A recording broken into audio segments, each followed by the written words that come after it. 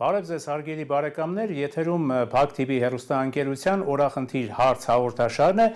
Խնդրում եմ մեր այն բարեկամներին, ովքեր դեռ չեն հասցրել բաժանորդագրվել Փակ TV հեռուստաընկերությանը, ընդամենը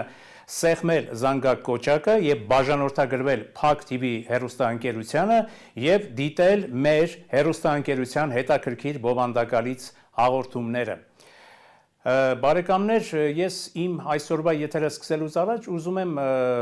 ներողություն խնդրել մեր այն ունկնդիրներից իմ նախորդ թողարկման որոշ առանձնահատկությունների համար, որովհետև նախորդ թողարկումը, որը ես ամբողջովին հատկացրել էի եւ նվիրել էի 2019 թվականի Արցախյան հայտնի կարգավորման փաստաթղթին, որոշակի չափով էմոցիոնալ ստացվեց եւ Արցախյան հարցը համարելով շատ ծանր ու դաժան հարց մեր պատմության մեջ եւ հատկապես այդ ժամանակաշրջանի մեր պատմական իրողություններում բոլորիս համար շատ ցավոտ է, բոլորիս համար շատ ողբերգական է եւ բոլոր դեպքերում այն էմոցիոնալ զգայական պորտկումների համար ես մեր հեռուստադիտողներից հայցում եմ ներողամտություն։ Սիրելի բարեկամներ, այսօր ես ուզում եմ խոսել թանկացումների մասին, այն թանկացումներին, որոնք այսօր պիտի բոլորիս մտահոգեն, քանի որ թանկացումների այս ահագնացող ալիքը բավականին մտահոգիչ է եւ բավականին սպառնալից մեր հանրության համար, մեր երկրի համար, մեր ժողովրդի ազգաբնակչության բարեկեցության համար։ Եվ բնականաբար որոշակի օրախնդիր հարցեր ուղղել այն պատկան մարմիններին եւ մեր ողջ հանրությանը, որպիսի այդ հարցերը լինեն որոշակի մտորումների եւ եզրակացությունների առարկա։ Ուրեմն նախ պիտի մենք հասկանանք, թե որտեղից են գալիս այս թանկացումների ալիքը ինչի արդյունք է եւ ինչ հիմնավորումներ պիտի բերեն տնտեսվարողները, պետական պատկան մարմինները եւ բոլոր այն մարմինները, որոնք կան այս ամենի մեջ, որոնք կարող են հիմնավորել, թե թանկացումները ինչի արդյունք են եւ մեր հանրությունն էլ ստանա որոշակի հարցերի պատասխաններ կամ ընդունի այդ հիմնավորումները կամ չընդունի մերժի առարկի։ Այսինքն չկա այդ բանավեճը, չկան այդ փաստարկները, իսկ թանկացումների ալիքը շարունակվում է եւ արդեն ընդունում է բավականին սպառնալից բնույթ։ Այսինքն առաջինը ինչ որ սիրելի բարեկամներ ես ձեր ուշադրությանն եմ հրավիրում, դա թանկացումների չհիմնավորվածությունն է, որը տարատեսակ մեկնաբանությունների տեղիք է տալիս։ Տարբեր ապրանքատեսակների թանկացումներ, լայն սպառման ապրանքատեսակների թանկացումները, որոնք հատկապես հարվածում են սոցիալապես թույլ ապահովված մեր ազգաբնակչության գրպանին, նրանց շահերին եւ բնականաբար պատճառ են հանդիսանում տարբեր տեսակի նեգատիվ երևույթների համար, ընդհուպ մինչեւ արտագաղթ։ Իսկ դուք արդեն գիտեք, թե մենք այսօր ինչ գոյաբանական խնդիրների առջև ենք կանգնած եւ ցանկացած նոր բռնկվող արտագաղթի ալիք ինչպիսի հետևանքներ կարող է ունենալ մեր բոլորիս աչքի լույս Հայաստանի համար։ 2020 թվականին գործող իշխանությունները օրինագիծ ընդունեցին, ըստ որի պիտի հետս հետե շեշտակիորեն թանկանա Երևան քաղաքի կենտրոնի գույքահարկը։ Դարձյալ մի չհիմնավորված որոշում, որ այդ ժամանակահատվածում ես ինքս հիշում եմ տարաբնույթ մեկնաբանությունների տեղիք տվեց, եւ այդպես էլ չտրվեց հիմնավորումը եւ հիշում եք թե ինչեր էին ասում ժողովուրդ, ասում էին, որ եթե մարդիկ չեն կարողանում վճարել իրենց գույքահարկը, թող իրենց տները ծախեն, թողնեն գնան, ասենք Երևանի ծայրամասերում ապրել, ավելի քան անհեթեթ եւ ավելի քան անբարոն մի հիմնավորում։ Ինչ է նշանակում մարդիկ, որոնք տարիներ, տասնամյակներ շարունակ ապրել են ինչ-որ մի վայրում, դու նրանց գույքահարկը թանկացնելով եւ չհիմնավորված կերպով թանկացնելով, նրանց ուղղակի արհամարական կերպով մղում ես, ասում ես, թե չես կարող ապրել, չես կարող այդ գույքահարկը տաս, թող ու գնա, ասենք ինչ-որ մի ծայրամաս ապրի կամ ինչ-որ մի գյուղում ապրի, ինչ-որ մի գյուղում մի տնակ վերցրու ապրի, կամ էլ եթե չես կարողանում ընդհանրապես մի ապրի, կոպիտ ասած հեռու տնից տեղից։ Եվ սա առաջին անհեթեթություններից մեկն էր, այդ թանկացումները չհիմնավորող անհեթեթություններից մեկն էր։ Փոխարենը շատ տրամաբանական կլիներ, եթե գույքահարկի եւ այլ սոցծառայությունների կամ կոմունալ ծառայությունների թանկացումներ, ասենք թե կատարվեին տարբերակված սկզբունքներով, այսինքն սոցիալապես նվազ, թույլ, ապահովված խավի համար սահմանվեին որոշակի զեղչումներ եւ թանկացումները վերաբերեին բացառապես ունևոր խավին։ Քանի որ մեր հասարակությունը այսքան բևեռացված է ունևորների եւ չունևորների, դժբախտաբար։ Կգա ժամանակ եւ այս բևեռացումը կփոխվեն նաեւ, այսպես ասած, գնային քաղաքականության տարբեր առանձնահատկություններ, բայց քանի որ այս բևեռացված հասարակությունը մենք ունենք, քանի որ այս սոցիալապես տակավին անարդար եւ անհավասար հասարակությունը մենք ունենք, կատակլիզմների ենթակա հասարակությունը մենք ունենք, անպայման անհրաժեշտ է տարբերակված մոտեցում։ Այդ ժամանակ նաև ընդունվեց համահարթեցված հարկման օրենքը, որը դարձյալ իմ կարծիքով շատ սխալական մոտեցում էր, այսինքն նույնականացման նշան էր դրում դարձյալ ունևոր խավի եւ ընչազուրկ նվազ ապահովված խավի միջև եւ նրանց բերում հարկային նույն հարթության վրա, որը նույնպես դարձյալ հղի է սոցիալական լուրջ խնդիրներով, սոցիալական լուրջ սրացումներով։ Եվ փոխանակ այս ամենից որոշակի լուծումներ լինեն, այս ամենից որոշակի հետևություններ լինեն, այս տրամաբանությունը բնականաբար շարունակվեց եւ վերջի շրջանում դուք տեսաք, թե ինչ թանկացումներ տեղի ունեցավ, թանկացավ տրանսպորտը, դարձյալ բանավեճ ծավալվեց եւ դարձյալ չբերվեցին որևէ հիմնավորումներ, որովհետեւ մենք գիտենք, որ 100 դրամ արժողությամբ տրանսպորտը եւ 50 դրամ նաեւ արժողությամբ էլեկտրական տրանսպորտը ինչպիսի նորմալ եկամուտներ էր ապահովում քաղաքային բյուջեին եւ բոլորովին էլ պարտադիր չէր թանկացվեր այդ տրանսպորտային սակագինը, բայց ամեն դեպքում թանկացվեց եւ դարձյալ դա հարված եղավ սոցիալապես նվազ ապահովված մեր հայրենակիցների, մեր համաքաղաքացիների համար։ Թանկացվեց աղբահանությունը, որը երևի թե ամենամատչելի ծառայություններից էր, Քառակուսի մետրով այդ տարբերակը ընդունվեց, որը դարձյալ նշանակում է շեշտակի կտրուկ թանկացում եւ դարձյալ որևէ հիմնավորում չբերվեց։ Ելի բարեկամներ, եթե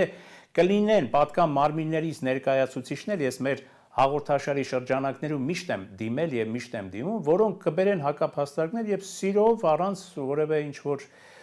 անձնական վիրավորանքներ հասցնելու, որևէ ինչ-որ անձնական որակումներ հասցնելու, ես նրանց հրավիրում եմ մեր տաղավար բանավեճի, թող իրեն գան, հիմնավորեն եւ ասեն ինձ, ասեն մեր հայրենակիցներին, ասեն ձեզ, սիրելի ունկնդիրներ, որ այս թանկացումները հիմնավորված են, բայց ես ներքին վստահություն ունեմ, որ նրանք չեն կարող բերել որոշակի հիմնավորումներ եւ որոշակի հարցեր այդպես էլ կմնան օդում կախված։ Որոշակի հարցեր այդպես էլ կմնան օդում կախված։ Բնականաբար այս իրավիճակը շատ մտահոգիչ է, որովհետև սոցիալապես նվազ ապահովված խավի համար թանկացումները դուք գիտեք, թե ինչպիսի ողբերգական նշանակություն կարող է ունենան։ Մի անգամ են գործող իշխանությունները իրենց իշխանավորման ժամանակահատվածում ընդամենը այն էլ բավականին փոքր չափով բարձրացրել կենսաթոշակները եւ դրանից հետո որոշակի այդ տեսնում եք պետական աշխատողների որոշակի շրջանակների աշխատավարձերի բարձրացում չկա, սոցիալական, այսպես ասած, լուրջ աշխատատեղերի ինչ որ աճ չկա կամ ասենք ինչ որ սոցիալական տարբեր ծրագրերի իրականացում չկա, որը հասարակությանը հնարավորություն կտար գոնե դիմակայել այդ թանկացումներին։ Եվ արդեն տեսակետ կա, որ այս աճող պետական պարտքի պայմաններում, այս շեշտակի տեմպերով աճող պետական պարտքի պայմաններում, որը ըստ էության պիտի ուղղված լիներ թանկացումներից խուսափելուն, այս թանկացումները ժողովուրդ թույլ չտալուն, փաստորեն չի ծառայում իր բուն նպատակին։ Ընդհակառակը թանկացումները շարունակվում են, պետական պարտքը աճում է երկրաչափական պրոգրեսիայով, հզոր տեմպերով եւ որոշակի արդեն տեսակետ է հնչում, որ այդ պետական պարտքից վերցվող գումարները ընդամենը վճարվում են այսպես պետական համակարգին, աշխատավարձերի տեսքով ավելի շատ, աշխատավարձերը նրանց որոշակի այսպես շրջանակների բարձրացումներով, պարգևավճարների տեսքով, իսկ թանկացումները շարունակվում են։ Փոխանակ այս գումարները գնան այդ թանկացումները կանխելու ճանապարհով, բայց չի կատարում այդ իրողությունները։ Ես նորից եմ ասում, լայն սպառման, տարատեսակ ապրանքատեսականիների թանկացումները եւ դիմում են պատկանում, ինչով են հիմնավորված։ Ես դիմում եմ տնտեսվարողներին, թող նրանք տան պատասխանը, որ այդ պատասխանները դեռ չեն տվել։ Ինչով է, ասենք, բացատրվում հացի գնի թանկացումը, կաթնամթերքի գնի թանկացումը, տարատեսակ այլ լայն սպառման առաջին անհրաժեշտության ապրանքատեսակների թանկացումը, որևէ բացատրություն չկա։